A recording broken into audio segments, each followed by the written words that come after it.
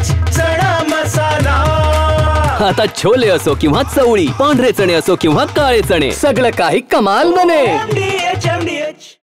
मौलाली बाबांची ही सर्वधर्मीय लोकांची यात्रा आहे। या यात्रेमध्ये मानकरी, ग्रामस्थ आणि पंचक्रोशीतील सगळ्या गावाचे लोक येतात।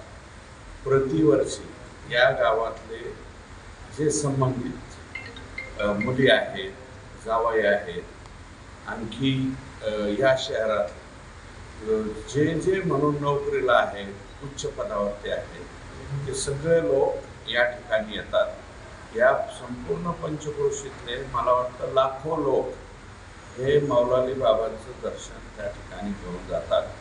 मी तर स्वतः मला असं वाटतं की जवळजवळ 97 सालापासून प्रतिवर्षीचा मी इथला भक्त आहे। दरवर्षी येतो, दर्शन घेऊन जातो आणि प्रतिवर्षी मीच नाही तर अनेक लोक, भाविक भक्त येऊन आपली जी भावना आहे आणि तिथे माथा टेकून, डोकं टेकून वर्षभरासाठी ही जी श्रद्धा आहे, त्या श्रद्धेचं आम्ही या ठिकाणी आपली भावना व्यक्त करून जातात भाविक आणि वर्षभरासाठी आशीर्वाद मागतात।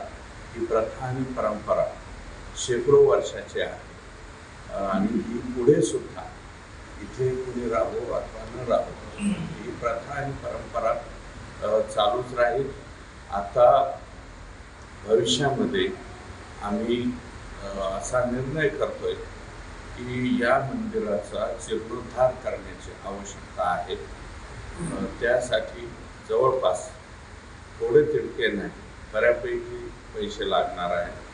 तर लोकांनी सुद्धा संपूर्ण तयारी केलेली आहे। लोकांच्या वर्गणीमधून आणि काही प्रमाणामध्ये राज्य शासनाकडून, पर्यटन विभाग असेल, ग्रामविकास विभाग असेल, यांच्याकडून सुद्धा पैसे आणून हे मंदिर सर्वात उंच करायचं आणि हाईट याची का वाढवायची, पूर्वीपासूनची आख्यायिका आहे की मौलाली बाबांच्या उंचीपेक्षा शक्यतो घराची उंची नसावी, परंतु याला थोडासा फटका बसायला लागला आजकाल।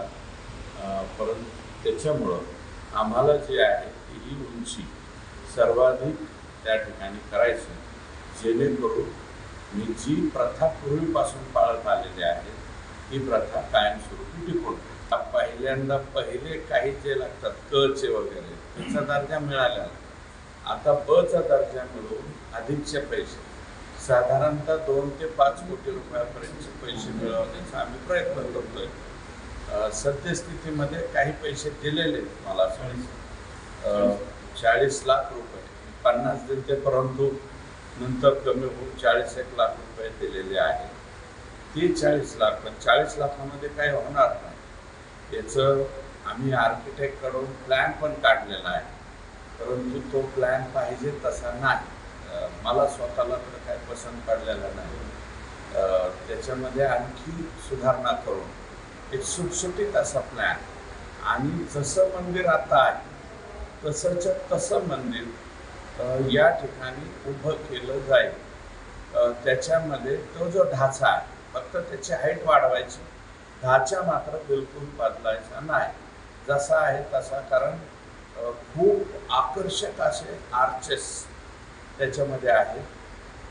ज्या पद्धतीचा आत्ताचा ढाचा आहे तो ढाचा जसाच्या तसा राहील, त्याच्यामध्ये तीळ मात्र बदल आम्ही याच्यामध्ये करणार नाही। आणि दत्ताजी पाटलांची वगैरे समाधी आहे तिथं हुजुरांची, तर ती समाधीसुद्धा अतिशय चांगली कशी करता येईल। तिथं आणखी एक समाधी आहे, मला वाटतं मानापानाचं काम आहे हे पाटलांचं, तर त्यांची हुजुरांची जी समाधी आहे ती समाधीसुद्धा अतिशय आकर्षक असं तिचं बांधकाम करून तीही प्रेरणादायी म्हणून आम्ही त्या ठिकाणी ही समाधीचा वापर या ठिकाणी झाला पाहिजे।